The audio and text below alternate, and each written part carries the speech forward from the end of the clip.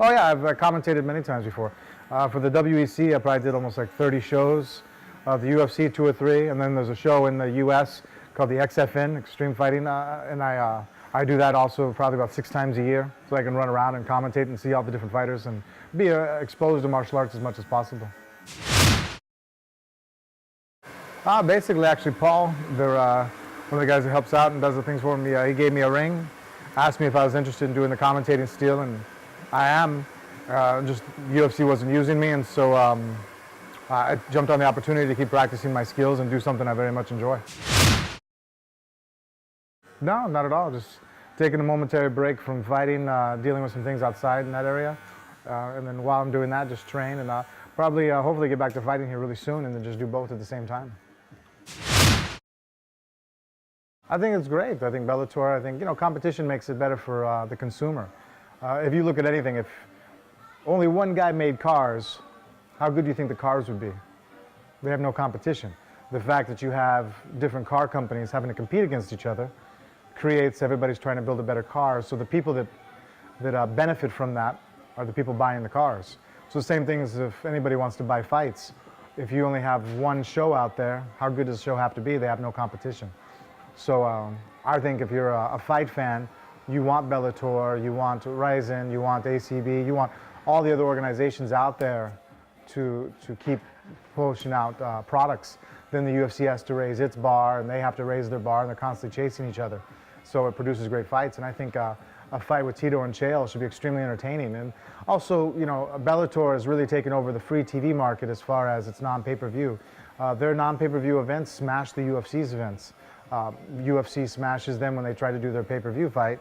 But, so I think that it's great that they're going for another market that's still entertaining. So, you don't go broke trying to buy pay-per-views just to watch fights. You can see a lot of product on television.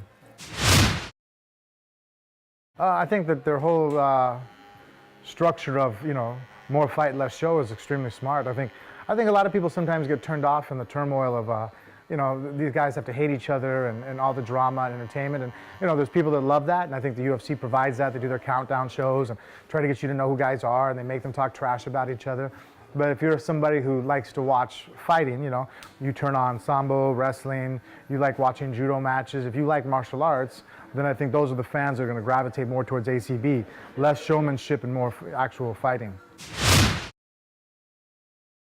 You know what? Right now, I think actually the character might outweigh the fighting ability. We have a couple fighters now in the UFC that, on fighting merit, they couldn't fight in other leagues. I don't want anybody pissing me. I won't say names, but I'm sure anybody can click on and see guys that are signed to contracts that are fighting that you kind of raise your eyebrow and you're like, why is that guy in there, or why is that girl, there? But it's because social media. We're very much of a country of Kim Kardashian fans. So it's so much about more entertainment than quantity or quality of substance. And so the UFC, I think, it saw that with the reality show. So I think now when they do their hiring and their matchmaking, I don't think ACB would put a CM Punk inside the cage to go fight. The UFC did it, and they'll probably do it again. It just shows you that in the US, people are more interested in the story behind what's going on than actually what the fight is. I think they just kind of watch the fight to see the result at the end. It's an afterthought more than it is a primary, drive. Whereas you go to other places, especially like Russia, where fighting is actually a passion, not necessarily just, well, who hates who? I like watching, Conor, he says some things that make me laugh. Chael Sonnen was pretty good at it. His fight with Anderson Silva, he said some things that also made me smirk and laugh and giggle. And, I know that it's an act. I think some people get really, maybe the same people that think pro wrestling's real. Sometimes they get really invested in what guys are saying and they take it too seriously. Well, I think they have a phenomenal background. I think the fighters here are extremely high level. I think that a lot of the shows here, they would immediately make an impact and be relevant in the UFC. The only problem is that you guys like martial arts and not entertainment. So all the fighters here are fighters, not entertainers. We're in the US, they like pro wrestling. So being a good fighter is only half of it. The rest is being entertainment. That's why Conor McGregor does so well. He's a good fighter, but let's face it, if Khabib and him face off, I wouldn't bet on Conor to last even past a round. But he makes more money than Khabib because he has such a great mouth. Well, I think Fedor's a legend. I think it's phenomenal that he's out there still competing. I was happy that he didn't retire after the Dan Henderson loss. Dan Henderson hits hard and he can catch somebody, and that's fighting.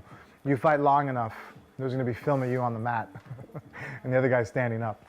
That's just the nature of the beast of fighting against other tough guys. And so, I think that it's super exciting. And, I think a lot of people, modern fans, especially in the U.S., might not know Fedor as well as they probably should because, MMA really in the U.S. has only picked up after, the last couple of years. And Fedor's heyday and pride was before that.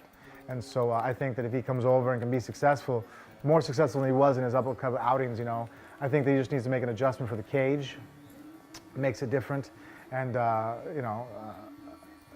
so that he can make that adjustment, because he had a hard time with like Brett Rogers. He was able to finally beat him, but for a while there, it looked kind of funny to see Fedor struggling with a guy who's not ranked. Fedor being the monster that he is, And then obviously, Bigfoot Silva, beating him, I think shocked a lot of people, and he moved to light heavyweight, and then got knocked out by Dan Henderson. So I think hopefully he's taken some time off and healed up, and I think it'll be an exciting fight if he takes Matt Mitrione to the ground. I think Matt Mitrione's in trouble. But and they didn't give him an easy fight. Matt is still going to be a hard fight because he's an extremely athletic guy, a former football player who has a fast hands, and he's very tall and long. Yeah, I think they're very similar styles. Khabib's much better at the takedown than Fedor.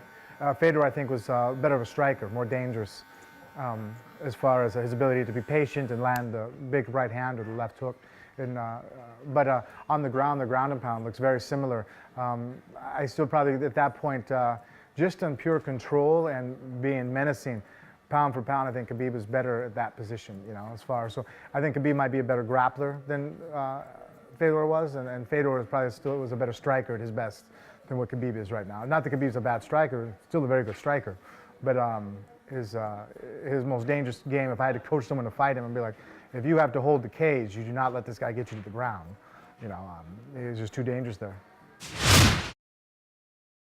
Well, and I think he's realized that too, because I think Khabib has been more true to his character. He's a soft-spoken guy, and I think he does all his talking with his fists. And he's not getting title shots. He's not even being talked about in the U.S. Media as much as, a guy who's 24-0. Amongst the fighters, we know he's the best guy really in the world at lightweight. I don't think anybody questions his ability to destroy guys and how powerful he is. But ESPN's not knocking his door down to give him interviews, and he's not doing commercials. Conor is making millions of dollars fighting, and so I think Khabib now sees that and realizes, I need to start talking more. And here he goes out and destroys Michael Johnson in his last fight. Made Michael Johnson look like he shouldn't even be in the top 10. And Michael Johnson's an excellent fighter. Wrestles with Rashad Evans on a regular basis in camp. He couldn't do nothing against Khabib. Khabib completely destroyed him on the ground. It was brutal, very brutal, up until the submission, People more talked about what he said after the fight, about, Conor being a chicken and, he choked on the ground and, chicken, this, chicken, that. That made the headlines, not how great of a fighter he was and how devastating he was on the ground. I think he sees that. So here he can put on a great show, but it's not the show that counts, it's what you say afterwards that's really going to get you that title shot. So, Khabib's really trying to make that adjustment. And, he's a competitor and a martial artist, so I think he's just trying to make adjustments in his life so that he can get that title shot and hold the belt.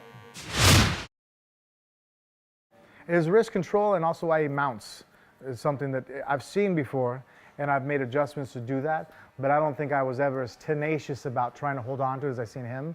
And I've added that into my game to where, especially how he mounts on the side of the hips instead of trying to go forward above the hips, he stays below on the thighs and traps the legs down.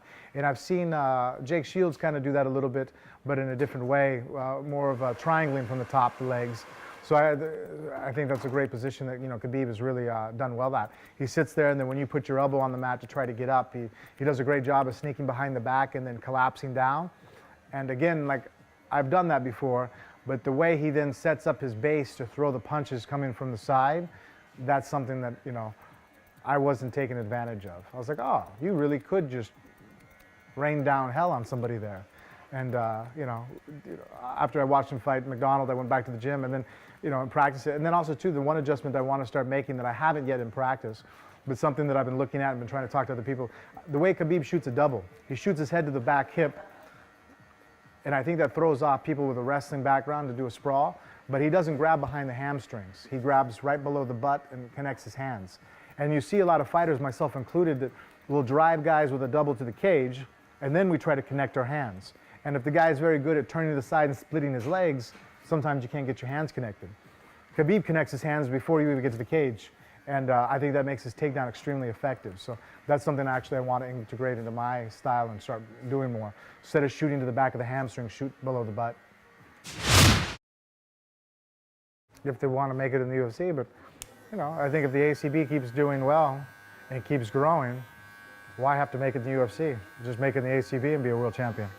You know, and that goes back to what I said earlier about competition. You know, I mean, they're already, you know, Bellator already is kind of a different route. They're, you know, going the free TV, you know, non-pay-per-view route. UFC has the pay-per-view in the US and North America, South America locked up, as far as the entertainment pro wrestling type fighting. And then you could have ACB trying to take over the just pure fighting content. You know, it's like tuning into the Olympics. So are you really watching for characters, or are you watching to see performances?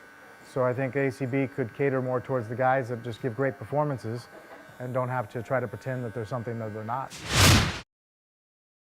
Yeah, I think so, and I think that's probably more the route to go. I think going over to the US is going to be more difficult. Not because of the quality of the show, but because of the people. You know, you got to look at who your, you know, if anybody opens up a business, you look at who your consumer is. You're going to market something like, oh, is this going to be for young men? Is it for older women? Like, who is buying my product? And right now, you know, I think the ACB will not do well or have a harder time in places where there's professional wrestling. If professional wrestling is big and the culture there likes it, ACB is not professional wrestling. If judo is big and you know, freestyle wrestling and Greco wrestling, if those are sports that are followed heavily in that culture, then the ACB will do very well. Just because already wherever the consumer is used to. Are you used to watching martial artists, or are you used to watching a soap opera? It's kind of hard to base that, because if we're going to base it off of the UFC is dominated by people who speak English. So there's a factor that has nothing to do with fighting that weighs heavily into it, so it makes it very biased. So it's not a clean judgment of, you know, it's more like apples to oranges. You know, if we did an Olympic level competition where speaking English wasn't a requirement, you know, or a bonus, then it'd be much easier to sit there and say who's better. But right now, I mean, like I said, look how great Khabib is at lightweight, and he's struggling in popularity compared to other fighters in the US that aren't as good as him.